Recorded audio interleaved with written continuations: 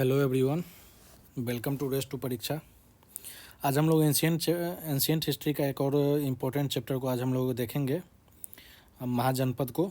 तो अगर आप बीपीएससी या एसएससी, यूपीएससी या किसी भी स्टेट पीसीएस की तैयारी कर रहे हैं तो आपके लिए ये सेशन काफ़ी इम्पोर्टेंट है। आप इसमें से हर स्टेट पीसीएस हो या फिर यूपीएससी हो या एसएससी हो, एक आध दो क्वेश्चन जो है वो हर एग्ज़ाम में आपको देखने को मिलेंगे। इसके जो है इससे पहले हमने जो है एंशिएंट हिस्ट्री का बुद्धिज़्म, जैनिज़्म ये सब तक कर दिया है। ये जो महाजनपद का जो पीरियड है ना, वो बुद्धिज़्म और जैनिज़्म के कंटेम्प्रोरी है। तो उसी के जो है 6th सेंचुरी बीसी के आसपास जो है ये पीरियड के जो है वो महाजनपद से रिलेटेड है।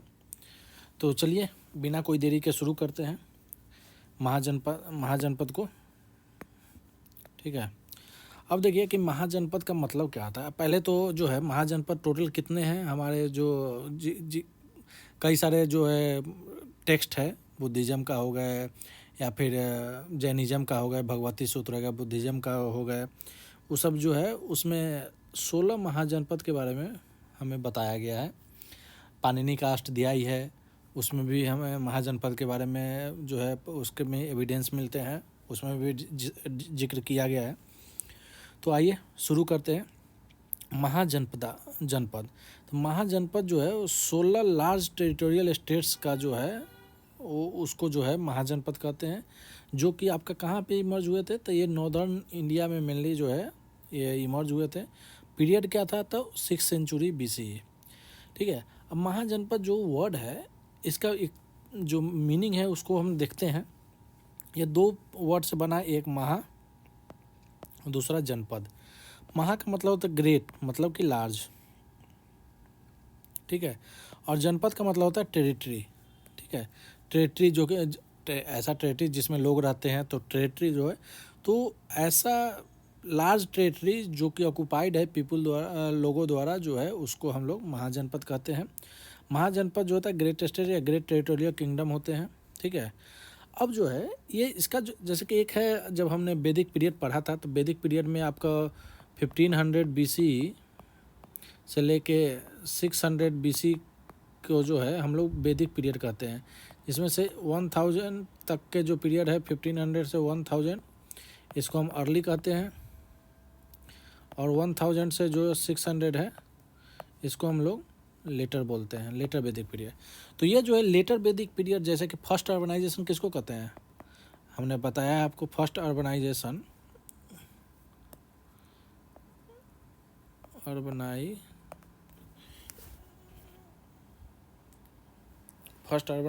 जो है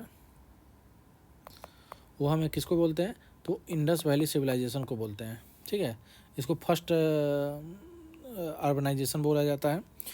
और ये जो महाजनपद का जो है पीरियड, इसको हम लोग सेकेंड अर्बनाइजेशन इंडिया बोलते हैं।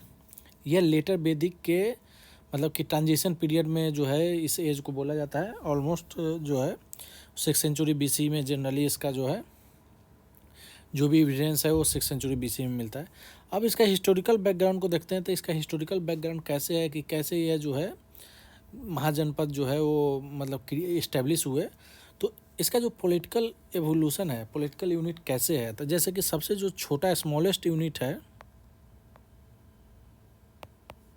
वो कौन है, वो आपका कुल है, जो कि क्या बोलते हैं, कुल मतलब फैमिली। और कई फैमिली मिलकर क्या बनाते हैं, विलेज, ग्राम। कई विलेज मिलके बनाते हैं विस या फिर क्लान। कई सारे क्लान मिलके जो है क्या बनाते हैं, जन या फिर ट्राइब। मतलब कि एक पार्टिकुलर क्लान के लोग जो है एक ट्राइब मतलब ट्राइब बोलते हैं। और कई सारे जो जन मिल जाते हैं तो एक ट्राइब का टेरिटरी, मतलब कि एक specific type of specific kind जो ट्राइब के हैं उसको जो है एक स्पेसिफिक एरिया में रहते हैं तो वो उनका टेरिटरी होता है, उनको जनपद कहते हैं। और कई सारे जब जनपद मिल जाते हैं तो उनको हम लोग जो है महाजनपद कहते हैं। अगर आज के टाइम में अगर हम देखा जाए, अगर इस सिनेरियो को अगर हम कंपेयर करें आज के टाइम से, ठीक है, हाँ, आज के टाइम तो सबसे स्मॉलेस्ट क्या होगा आज के टाइम में, फैमिली के ऊपर क्या होगा, विलेज। विलेज के ऊपर क्या आता है, ब्लॉक। ब्लॉक के ऊपर क्या आता है, तो डिस्ट्रिक्ट। डिस्ट्रिक्ट के ऊपर आता है आपका स्टेट। स्टेट के ऊपर अब तक क्या आता है, कंट्री। तो ये जो है आज के टाइम में जो है मेनली जो है इस टाइप के अभी के जो है पॉलिटिकल यूनिट्स है वो इस टाइप से फैमिली पे जो हेड होते हैं, हेड ऑफ द फैमिली, जिनको विलेज के लेवल पे भी हेड होते हैं मुखिया, ब्लॉक के लेवल पे भी होते हैं आपका, उसका डिस्ट्रिक्ट के लेवल पे होते हैं, स्टेट के लेवल पे और कंट्री के। तो ये है पॉलिटिकल यूनिट्स का, ये आज के टाइम में अगर हम देखें तो इस तरह के होते हैं। जब 6th सेंचुरी BC की अगर बात करें तो उसमें कुल सबसे स्मॉलेस्ट है, उसके बाद ग्राम हो गया, फिर विस, फिर फिर जनपद, फिर महाजनपद। अब जैसे जैसे जो है बताया गया कि as population increase and agriculture expanded, a small janapada merge into large political units called as known as Mahajanapada. जैसे जैसे पॉपुलेशन बढ़ा, एग्रीकल्चर एक्सपेंड हुआ। अब एग्रीकल्चर क्यों एक्सपेंड हुआ, तो आगे हम बताएंगे कि एक पीरियड था 1000 BC जब आयरन का जो है आयरन डिस्कवर हुआ। अब आयरन डिस्कवर होने के साथ साथ जो है उसका कई सारा यूज हुआ, जैसे कि उसको एग्रीकल्चर में यूज हुआ, उसको जो है बीपन में यूज हुआ। तो आयरन के वजह से एग्रीकल्चर में यूज हुआ कि बहुत सारे जो है फॉरेस्ट को जो है इजीली क्लियर करने में जो आयरन का है वो काफ़ी योगदान है। उसके बाद उसको हल मतलब कि खेती करने में उसको अलग अलग तरह के जो इक्विपमेंट बनाया गया आयरन से, जिससे एग्रीकल्चर में हेल्प हो सके।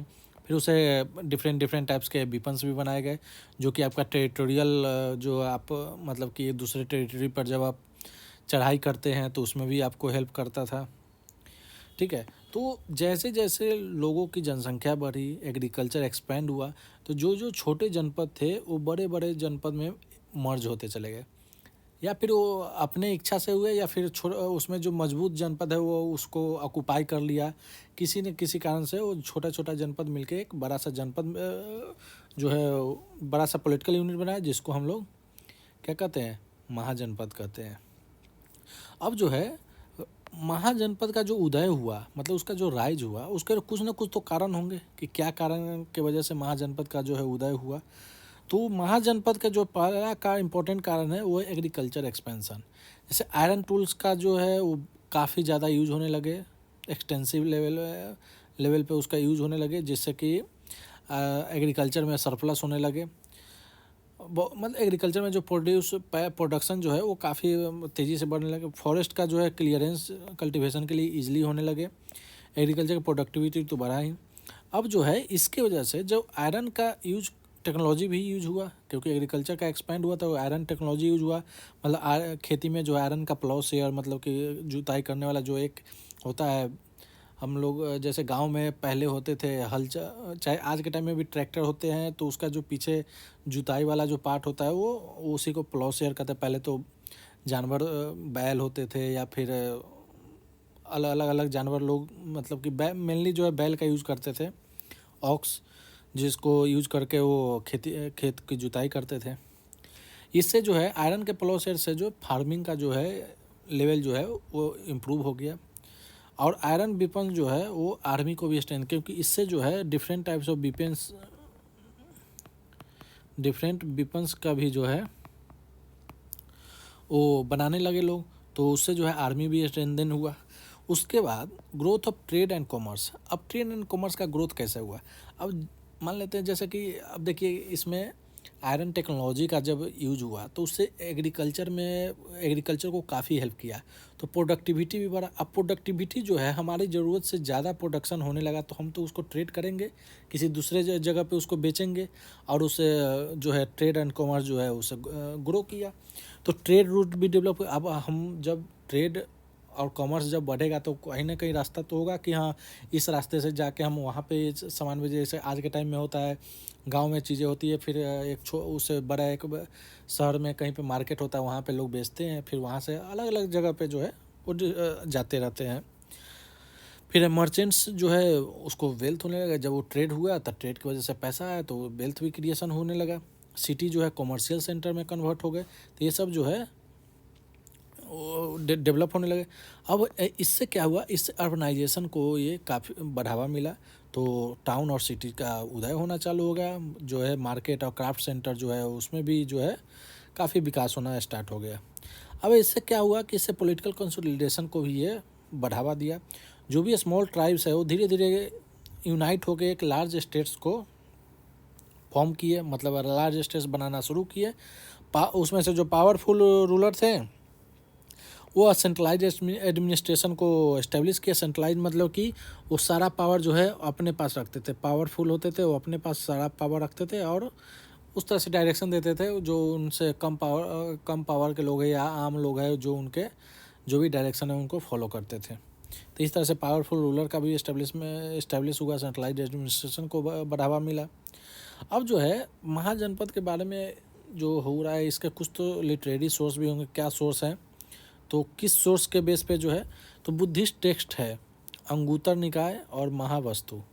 तो बुद्धिस्ट टेक्स्ट है अंगुत्तर निकाय जिसमें महाजनपद का जिक्र है, महावस्तु है उसमें भी क्या है महाजनपद का जिक्र किया गया है।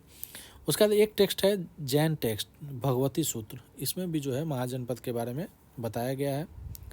उसके बाद एक है पाणिनि की बुक है अष्टध्यायी, काफ़ी इंपॉर्टेंट बुक है, इसमें भी जो है महाजनपद के बारे में बताया गया है। कुछ ब्राह्मणिकल सोर्स है जैसे कि पुराण उड़ान में भी जो है आपका महाजनपद के बारे में बताया गया है। अब आर्कियोलॉजिकल सोर्स से अगर हम देखें कि आर्कियोलॉजिकल ये सोर्स में कैसा ऐसा क्या है जिसके वजह से जो है महाजनपद के बारे में हमें जानकारी मिलती है, तो पंच मार्क्ड कॉइन्स। अब पंच मार्क ऐसा कॉइन जिसपे ना कोई मार्क हो, मतलब पंच मार्क किया हुआ है कोई मार्क होता है, तो उससे भी जो है वो लोगों ने आइडिया लगाया कि ये उस समय का जो है कॉइन्स है। नॉर्दर्न ब्लैक पॉलिश्ड बियर, ये एक टाइप का पोइट्री था जो कि स्पेशली जो है 6th सेंचुरी BC के इर्द गिर्द ही यह डेवलप हुआ था। तो ये भी जो है उस पीरियड को महाजनपद के पीरियड को यह दर्शाता है। अर्बन सेटलमेंट का एक्सकेवेशन के थ्रू जो है भी पता चलता है कि ये आपका क्या है महाजनपद के बारे में आपका पता चलता है। अब महाजनपद के बारे में कुछ इंपॉर्टेंट फीचर क्या क्या है, तो पॉलिटिकल फीचर को देखते हैं, फिर इकोनॉमिक फीचर को देखेंगे, फिर सोशल रिलीजियस, ये 4 फीचर हैं इसको देखेंगे। कि महाजनपद का जो पॉलिटिकल फीचर है कि लार्ज टेरिटोरियल किंगडम का डेवलपमेंट हुआ। लार्ज टेरिटोरियल किंगडम मतलब छोटे छोटे जो टेरिटरी मिलके लार्ज किंगडम में कन्वर्ट हुए थे, तो उससे लार्ज टेरिटोरियल किंगडम का डेवलपमेंट विकास हुआ। स्ट्रॉन्ग रूलर और एडमिनिस्ट्रेशन में बढ़ावा मिला, जिसके पास शक्ति ज़्यादा थे वो काफ़ी स्ट्रॉन्ग और उनका जो एडमिनिस्ट्रेशन उनका जो शासन का तरीका था काफ़ी जो है सेंट्रलाइज्ड वे में था। स्टैंडिंग आर्मी काफ़ी थी। अब आर्मी के पास तो लोहे का वेपन्स भी थे, तो उसकी वजह से आर्मी में भी काफ़ी स्ट्रेंथन हुआ था, आर्मी में भी स्ट्रेंथन हुआ था। तो स्टैंडिंग आर्मी में काफ़ी अच्छा खासा उसमें मतलब क्या कहते उसको महत्व बढ़ गया था, उसका इम्पोर्टेंस बढ़ गया था। दूसरा जो है इकोनॉमिक फीचर के बारे में देखते हैं, तो कि इकोनॉमिक फीचर उस समय का जो मेन ऑक्यूपेशन क्या था, तो उस समय का जो लोगों का जो मेन ऑक्यूपेशन था वो एग्रीकल्चर ही था। और उसमें जो है आयरन का जो इम्प्लीमेंट्स था उसके वजह से जो है एग्रीकल्चर को काफ़ी बढ़ावा मिला। तो जो मेन ऑक्यूपेशन है वो एग्रीकल्चर है। और एग्रीकल्चर में जो प्रोडक्टिविटी बढ़ा, उसके जो प्रोडक्शन में काफ़ी बढ़ोतरी हुई, जिसकी वजह से ट्रेड कॉमर्स भी काफ़ी डेवलप हुए। टैक्सेशन सिस्टम भी डेवलप हुए। जो भी पावरफुल किंग्स थे वो लोगों पे टैक्स लगाना भी स्टार्ट किए। अब सोशल फीचर में क्या है, तो सोशल फीचर में टाउन्स का डेवलपमेंट होना स्टार्ट हुआ, जैसे जैसे कमर्शियल सिटी बनना स्टार्ट हो गया। मर्चेंट्स का क्लास, मतलब मर्चेंट क्लास 4 तरफ के क्लास थे ना, ब्राह्मण, क्षत्रिय, वैश्य और ये आपका शूद्र। तो ये आपका तो है ये क्या मर्चेंट क्लास कहलाता था। ये तो क्षत्रिय आपका हो गया वो मिलिट्री ग्रुप हो गया, ब्राह्मण जो हो गया प्रिस्ट क्लास हो गया, शूद्र जो है वो सबसे लोअर क्लास में इसको माना जाता था। उसका सोशल स्ट्रेटिफिकेशन भी बढ़ गया, मतलब कि समाज में जो एक तरह से नहीं होता है क्लास लेवल पे जो बंटवारा टाइप का कि हाँ ये अपर कास्ट है, ये लोअर कास्ट है, ये इस तरह से जो सोशल स्ट्रेटिफिकेशन भी जो है वो बढ़ गया था। रिलीजियस फीचर में जैसे कि बुद्धिज़्म और जैनिज़्म का हमने पहले ही बताया कि बुद्धिज़्म और जैनिज़्म का जो उदय हुआ वो इसी काल में इर्द गिर्द जो है समय में हुआ था। इसका मेन कारण था उस समय जो ब्राह्मण्स का जो है इन्फ्लुएंस इतना बढ़ गया था, उनके जो कस्टम रिचुअल इतना कम्प्लेक्स हो गए थे, कॉस्टली हो गए थे, तो उस सब को जो आम लोगों के लिए वो काफ़ी मुश्किल हो गए थे, तो उस सब के अपोज की वजह से भी जो बुद्धिज़्म और जैनिज़्म को जो है काफ़ी बढ़ावा मिला। ठीक है, अब हम देखते हैं जो सबसे इम्पोर्टेंट है कि 16 महाजनपद कौन थे, उनका कैपिटल क्या था उस समय, और वो आज के टाइम में वो कौन से जगह पे अभी है, मतलब कि आज के टाइम में अगर कहा जाए कि किस कंट्री में है, किस स्टेट में है, तो उस तरीके से हम देखते हैं प्रेजेंट लोकेशन के बेस पे भी। तो एक है अंग, अंग जो है जिसका जो है कैपिटल कहाँ पे है, चंपा, जो आज के टाइम में बिहार में प्रेजेंट है। ठीक है, जो मुंगेर वाला इलाका है उधर है। मगध हो गए, जिसका कैपिटल राजगिरी था पहले, बाद में पाटलिपुत्र भी हुआ। तो प्रेजेंट जो है उसका जो लोकेशन है बिहार में नालंदा, जो है नालंदा डिस्ट्रिक्ट है उधर है। एक है काशी, जिसका कैपिटल वाराणसी था, उत्तर प्रदेश में है। कौशल, इसका कैपिटल श्रावस्ती है, आज के टाइम में उत्तर प्रदेश में है। एक है बज्जी, जिसका डिस्ट्रिक्ट कैपिटल वैशाली है, जो बिहार में है।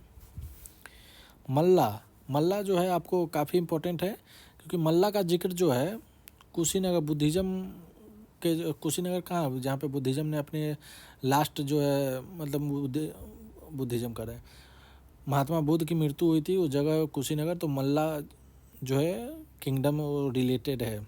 ठीक है, ये यूपी बिहार में है, यूपी में मेनली। चेदी, चेदी से कैपिटल है सुक्तिमती, जो एमपी और यूपी में है। बत्स, बत्स जो है कौशाम्बी, इसका कैपिटल है बत्स का, ये उत्तर प्रदेश में है।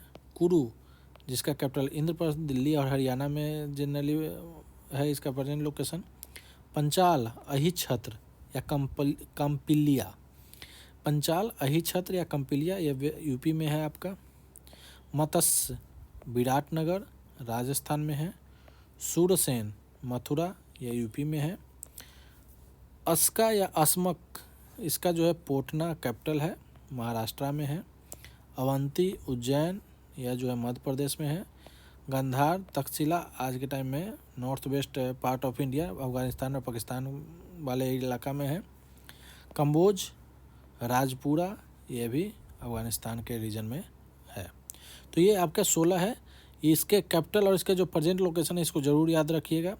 ठीक है, इसको 2-4 बार देखिएगा, फिर एक आध हफ्ता बाद फिर देखिएगा, धीरे धीरे आपको याद हो जाएगा। ठीक है, अब कुछ जो इम्पोर्टेंट जो है, जैसे अब इतने महाजनपद है, अब उसके बाद लोगों में जो इच्छा हो गई टेरिटोरियल एक्सपेंशन का, तो उसके वजह से बहुत सारे जो किंग है वो एक दूसरे टेरिटरी पर अटैक करना स्टार्ट किए, एक्सपेंशनिस्ट पॉलिसी को वो लोग अपनाना स्टार्ट किए, चाहे वो मैट्रिमोनियल अलायंस के तो हो, शादी मैट्रिमोनियल अलायंस या शादी के तहत हो, या फिर युद्ध के तहत हो, उसको जीत के हो, तो जो है अपने में एक्सपेंशनिस्ट लोग, राजा जो है एक्सपेंशनिस्ट पॉलिसी जो है वो अपनाना, मतलब एक्सपेंशनिस्ट मतलब राज्य विस्तार नीति अपनाना शुरू किया।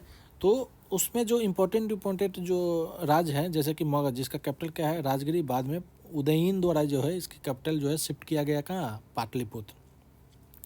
अब मगध में जो है कुछ बाद में चल के मगध जो है सबसे मोस्ट पावरफुल जो है किंगडम बना मगध ही, वहीं पे मोस्टली जो सबसे पावरफुल जो राजा थे वो मगध पे ही राज करते थे। तो इसमें आएगा बहुत सारे डायनेस्टी, हरेंका डायनेस्टी, नीचे हम सब डायनेस्टी का कुछ छोटा थोड़ा ब्रीफ जो है,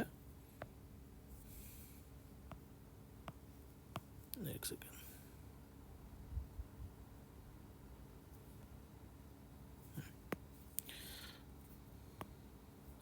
हरेंका डायनेस्टी। ठीक है, तो ये उसके बाद है आपका और सभी डायनेस्टी है धीरे धीरे।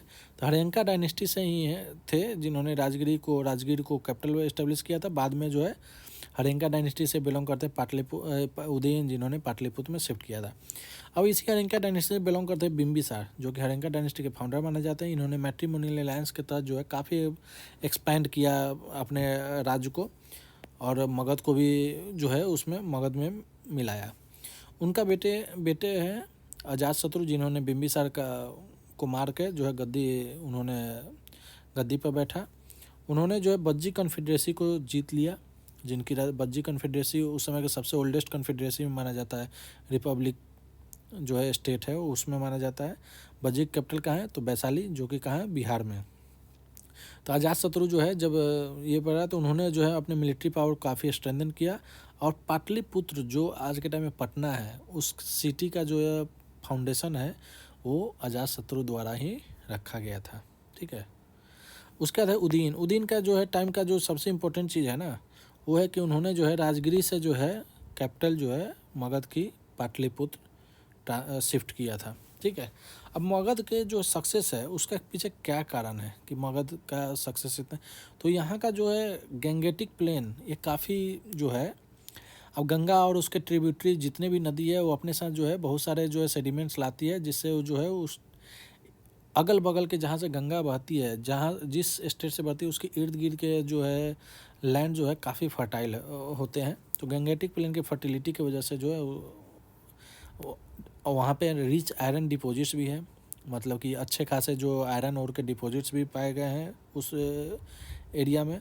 स्ट्रॉन्ग रूलर, मजबूत शासक, इफ़िशिएंट एडमिनिस्ट्रेशन, मतलब उनका जो शासन चलाने की प्रणाली है काफ़ी अच्छी थी। स्ट्रेटजिक लोकेशन, और लोकेशन का भी जो है काफ़ी इंपॉर्टेंस रहा है, जोग्राफिकल लोकेशन का। ट्रेड रूट्स पे उनका काफ़ी कंट्रोल रहा है, जिसकी वजह से वो काफ़ी जो है पावरफुल जो किंगडम बन गए थे। अवेलेबिलिटी ऑफ एलिफेंट्स, एलिफेंट्स का भी अवेलेबिलिटी जो है काफ़ी था। एक है उसके बाद कोसल, जिसकी कैपिटल है आपका श्रावस्ती। वहाँ का इम्पोर्टेंट रूलर आपका एक ही है, मतलब एक इम्पोर्टेंट रूलर प्रसेनजीत, कोसल राज प्रसेनजीत जो है वो इम्पोर्टेंट रूलर में है वहाँ से, कोसल के। अब यहाँ का है कि ये अयोध्या का रीजन है, ये मगध से जो है बार बार जो है इनकी लड़ाई चलती रही है। ठीक है। अवंती, अवंती का जो कैपिटल है वो उज्जैन है, जहाँ पे जिनके इम्पोर्टेंट रूलर प्रद्योत, प्रद्योत हुए थे, जिनको जब मेडिकल हेल्प की ज़रूरत हुई थी तब बिंबिसार ने अपने जो फिजिशियन है जीवक को इनके पास भेजा था ट्रीटमेंट के लिए। तो ये काफ़ी इंपॉर्टेंट है कि बिंबिसार ने अपने फिजिशियन को कहाँ भेजा था, तो या तो अवंती किंग प्रद्योत को, या फिर ये दूसरे टाइप से पूछ रहा था कि प्रद्योत को जो है मेडिकल हेल्प के लिए कौन फिजिशियन थे, किस किंगडम से बिलोंग करते, कौन जो है राजा जो है उनको भेजे थे। तो ये याद रखिएगा, बिंबिसार के फिजिशियन थे जीवक, जिनको भेजा था बिंबिसार ने प्रद्योत के ट्रीटमेंट के लिए। यह नॉर्थ और साउथ को कनेक्ट करता है, इंपॉर्टेंट ट्रेड सेंटर है। उसके बाद है बत्स, कौसाम्बी, इसके जो इम्पोर्टेंट रूल है वो है उदयन। ये भी ट्रेड, कॉमर्स और अर्बन सेंटर की वजह से काफ़ी है। एक है कन्फेडरेसी, बज्जी कन्फेडरेसी, जिसका कैपिटल है वैशाली। ये काफ़ी है, ये एक रिपब्लिकन स्टेट है। रिपब्लिकन स्टेट मतलब गणसंघ, मतलब लोगों द्वारा इलेक्ट किए जाते थे यहाँ पे। मेन जो यहाँ पे क्लान थे वो लिच्छावीज थे। यह one of the earliest republics माना जाता है दुनिया में। डेमोक्रेटिक डिसीजन मेकिंग का जो स्टाइल है वो काफ़ी डेमोक्रेटिक, लोगों से जो है लोगों के मत से जो है वहाँ पे डिसीजन लिए जाते हैं। अब मोनार्की और रिपब्लिक में क्या डिफरेंस था। मोनार्की जो होता है राजा द्वारा गवर्न किए जाते हैं, जैसे कि मगध हो गया आपका, कोसल हो गए, अवंती हो गए, वत्स हो गए, अंग हो गए। यहाँ पे जो है आपका हेरिडेटरी किंगशिप होता है, मतलब कि हेरिडेटरी राजा की जो गद्दी है वो हेरिडेटरी चलती है, मतलब वंशज ही जो है गद्दी पे बैठेंगे। सेंट्रलाइज्ड एडमिनिस्ट्रेशन होते थे, स्टैंडिंग आर्मी भी अच्छी होती थी। रिपब्लिक जो होता है गणसंघ, जो कि असेंबली द्वारा गवर्न होते थे, जैसे कि बज्जी और मल्ला। ठीक है, मल्ला और बज्जी। इसके है कि कलेक्टिव डिसीजन मेकिंग, लोगों के मत से ही डिसीजन लिए जाते थे। असेंबली और क्लान के जो होते हैं चीफ होते थे। इलेक्शन और वोटिंग प्रैक्टिस भी जो है उसके तहत जो है चुने जाते थे। अब एडमिनिस्ट्रेशन और महाजनपद, तो जैसे किंग है ये सबसे हायर अथॉरिटी है, सुप्रीम अथॉरिटी माना जाता था। Head of the administration and army, army और एडमिनिस्ट्रेशन का जो है शासन प्रणाली का जो है हेड माना जाता था। उसके बाद आता था मिनिस्टर, जो कि किंग को, राजा को असिस्ट करते थे, मतलब कि हेल्प करते थे डिसीजन में या फिर पॉलिसी, मतलब उस समय के कोई भी डिसीजन लेने में जो है राजा को हेल्प करना वो मिनिस्टर का ही काम था। उसके बाद आर्मी, आर्मी में थे इन्फेंट्री थे, कैवेलरी थे, चैरियट्स थे, एलिफेंट्स थे। ठीक है। टैक्सेशन जो है उस समय जो जब महाजनपद का दौर जब चल रहा था तो उसमें जो टैक्स किस तरह से कलेक्ट किए जाते थे, तो एक होता था लैंड रेवेन्यू लिया जाता था जिसको भाग कहते हैं, एक ट्रिब्यूट के फॉर्म में टैक्स लिया जाता है जिसको बाली बोलते थे, और एक नॉर्मल टैक्स ही लिया जाता है, जिसको कर बोलते थे। तो ये 3 टाइप का टैक्स है, भाग, बाली और कर। ठीक है, अब इकोनॉमिक लाइफ के बारे में देखते थे कि उसका मैं क्या जो मेन ऑक्यूपेशन था वो एग्रीकल्चर ही था। वो पहले भी बताया कि उसका कारण था तो आयरन का जो है डेवलपमेंट, आयरन का जो डिस्कवरी हुआ उसके वजह से काफ़ी सारे जो है एग्रीकल्चर में हेल्प हुए। तो एग्रीकल्चर जो है मेन सोर्स ऑफ लाइवलीहुड हो गया। राइस का कल्टीवेशन काफ़ी तेज़ी से बढ़ने लगा, ट्रेड भी बढ़ने लगा, इंटरनल एक्सटर्नल लेवल पर ट्रेड जो है काफ़ी डेवलपमेंट हुआ। मर्चेंट गिल्ड्स, गिल्ड्स मतलब ग्रुप ऑफ मर्चेंट्स कहते हैं। ये गिल्ड्स जो होता है ग्रुप ऑफ मर्चेंट्स होता है। ठीक है, तो इसका भी डेवलपमेंट होने लगा। कॉइन, पंचमार्क कॉइन जो है काफ़ी उस समय प्रचलन में आ गए। क्राफ्ट्स में पोट्री का हुआ, जैसे नॉर्थ वेस्टर्न जो पोट्री ऊपर में डिस्कस किए थे, पोट्री का हो गया। मेटल वर्क, क्योंकि बहुत सारे कॉपर, आयरन ये सब हो गए थे। टेक्सटाइल का जो है ज्वेलरी का, ये सब का जो है काफ़ी डेवलपमेंट हुआ। अब है अर्बनाइजेशन ड्यूरिंग महाजनपद पीरियड। महाजनपद के पीरियड में जो अर्बनाइजेशन हुआ उसमें जो इम्पोर्टेंट सिटी कौन कौन थे, तो राजगिरी जो है इम्पोर्टेंट सिटी थी, मगध की राजधानी थी स्टार्टिंग में। फिर बाद में पाटलिपुत्र जो है वो भी मगध की राजधानी बनी। उदयन द्वारा जो है कैपिटल शिफ्ट किया गया था। वैशाली ये बज्जी कॉन्फेडरेसी का यह था। कौशाम्बी, उज्जैन, तक्षशिला, वाराणसी, ये सब कुछ इम्पोर्टेंट सिटी महाजनपद सिटी थे। ठीक है, अब इस सब का फीचर क्या था कि ये इस समय का जो अर्बन सिटी थे उसका मेन फीचर था, यहाँ का जो सेटलमेंट था काफ़ी प्लान्ड वे में था। मतलब कि जो भी चीज़ें था वो प्रॉपर वे में जो है सेटलमेंट था वहाँ उस समय का। लोगों का रख रखाव जो था काफ़ी प्लान्ड वे में था। मार्केट और ट्रेड सेंटर का जो है अच्छा उस समय डेवलपमेंट हुआ था। फोर्टिफिकेशन, बॉर्डर एरिया पे जो है काफ़ी फोर्टिफिकेशन होता था। किसी भी स्टेट के जो बॉर्डर एरिया है, फोर्टिफिकेशन मतलब दो बनाए जाते थे ताकि सुरक्षा के पर्सपेक्टिव से जो है वो फोर्टिफिकेशन किया जाता था। इस एज में जो है ब्राह्मणिकल रिचुअल का जो काफ़ी ब्राह्मण के जो रिचुअल है, उसके कस्टम है, इतने कम्प्लेक्स और कॉस्टली हो गए थे, उसका अपोज होना स्टार्ट हो गया था, जिससे कि बुद्धिज़्म और जैनिज़्म जो है, जैसे क्या कहते हैं रिलीजन का जो है उस समय काफ़ी बढ़ावा मिला। सोशल इनइक्वालिटी बढ़ गया है। हमने पहले ही बताया कि क्लास का स्ट्रेटिफिकेशन भी स्टार्ट हो गया था, ब्राह्मण, क्षत्रिय, वैश्य, शूद्र, ये सब। ठीक है, इसके लिए क्या हुआ कि न्यू रिलीजियस मूवमेंट स्टार्ट हो गए। गौतम बुद्ध द्वारा जो है आपका क्या बुद्धिज़्म और महावीर द्वारा जो है जैनिज़्म का काफ़ी प्रचार प्रसार हुआ। अब एक महाजनपद जो है एक मतलब कि फ्लोरिश होते होते होते डिक्लाइन भी हुए। तो इसका डिक्लाइन होने का क्या कारण था, तो डिक्लाइन होने के लिए कांस्टेंट वारफेयर, मतलब हर पावरफुल जो महाजनपद थे वह अपने से कम पावरफुल या एक्सपेंशनिस्ट पॉलिसी की वजह से हो वो दूसरे पर अटैक करते, जिससे कि हमेशा जो है युद्ध लड़ाई जो है चलते रहता था। इसके वजह से जो है रिसोर्स और लोगों की काफ़ी क्षति हुई। तो धीरे धीरे जो है महाजनपद का डिक्लाइन होना स्टार्ट हुआ और जो ज़्यादा पावरफुल था वो हार जाते थे तो उसको अपने राज्य में मिला लेते थे। मगध का जो एक्सपेंशनिस्ट पॉलिसी है वो भी इसका कारण है डिक्लाइन होने का। पॉलिटिकल इनस्टेबिलिटी भी कारण है एक तरह से। मिलिट्री का मगध का जो मिलिट्री सुपीरियरिटी है वो काफ़ी एडवांस था, तो उसके वजह से जो है मगध जो है काफ़ी मतलब बाद में चल के सारे महाजनपद ख़त्म हो गए, सिर्फ अकेला मगध ही बचा था। तो ये सब कारण था। अब इसके रिजल्ट से क्या हुआ कि सारा जो महाजनपद जब जो ख़त्म हो गए तो एक अकेला मगध बना। तो सबसे डोमिनेट पावर जो है मगध का ही माना जाता है। और यहाँ पे अलग अलग डायनेस्टी जो है यहाँ पे रूल किए, उसका एक सीक्वेंस है, उसको हम लोग देखते हैं। इसमें जो भी इम्पोर्टेंट चीज़ है उसको हम लोग इसमें मेंशन किए हैं। तो पहला जो है आपका हरेंका डायनेस्टी।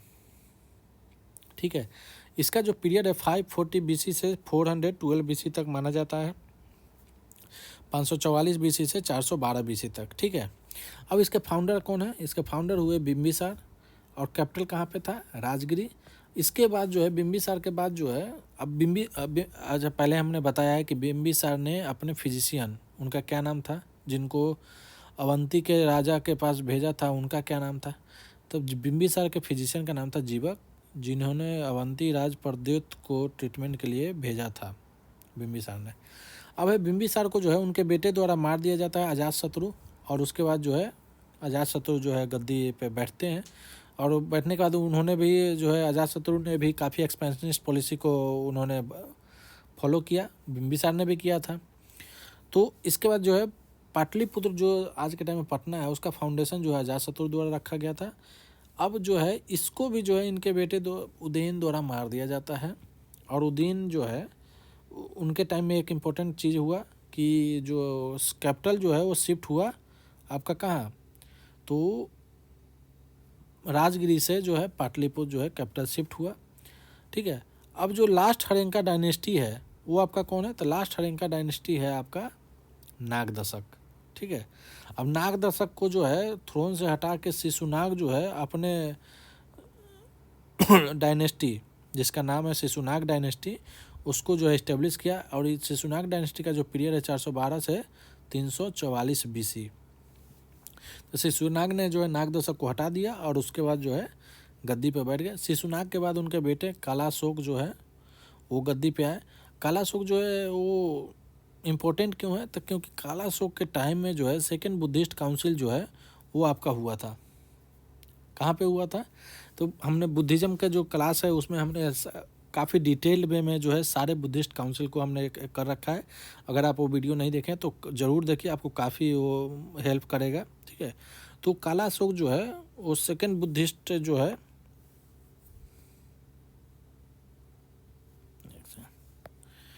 कालाशोक जो है सेकेंड बुद्धिस्ट काउंसिल हुआ था। और कहाँ हुआ था, तो ये हुआ था आपका पाटलिपुत्र में, सॉरी वैशाली में।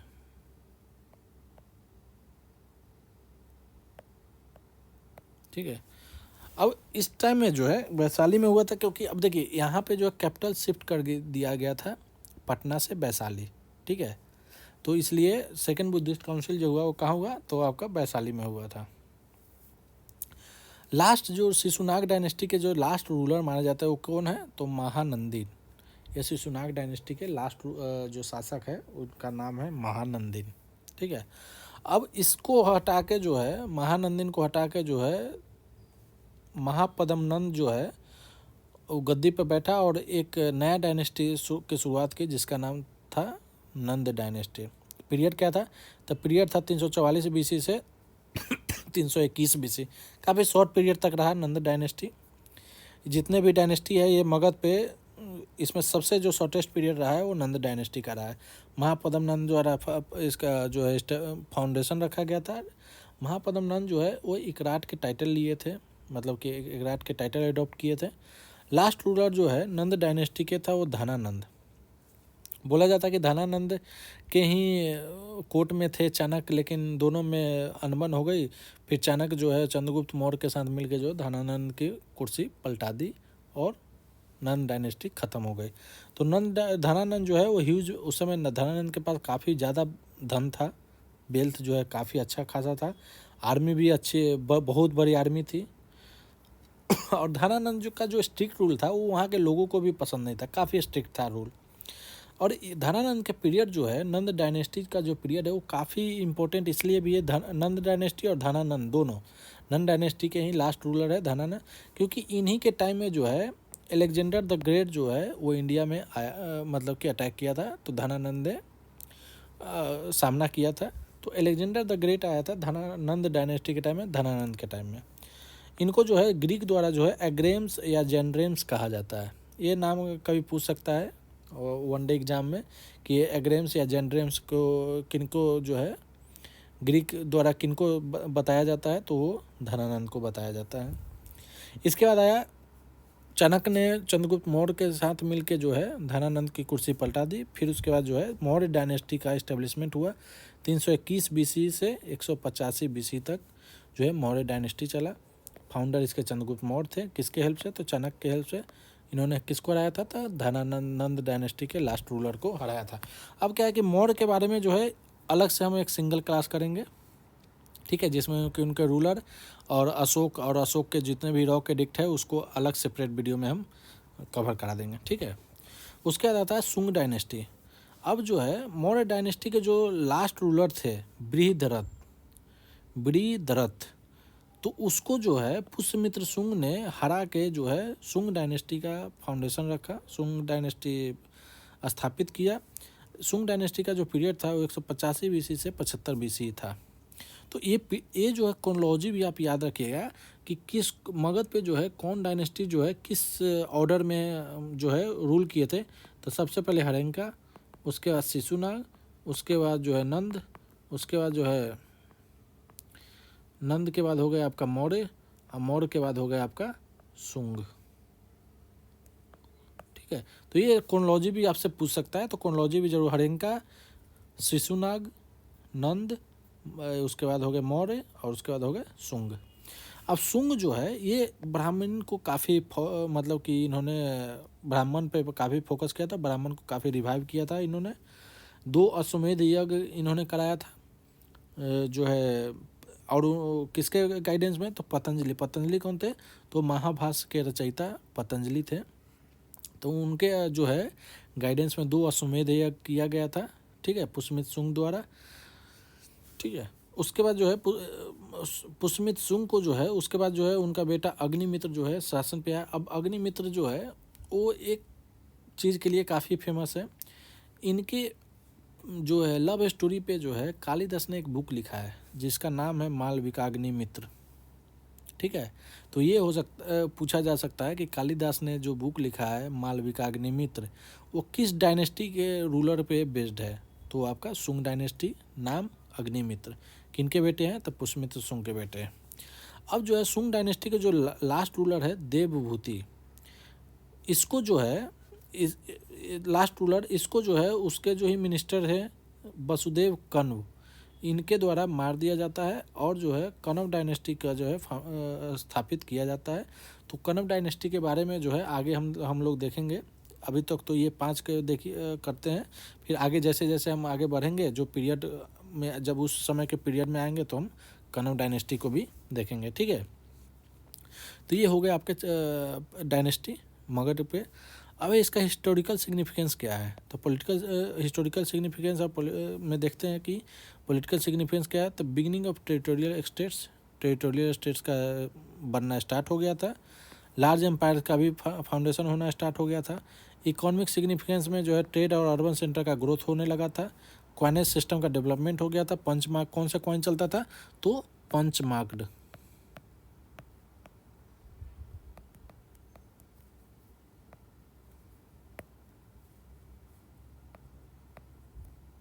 पंचमार्क कॉइन का डेवलपमेंट हो गया था, एक्सटेंसिव लेवल पे यूज होने लगा था।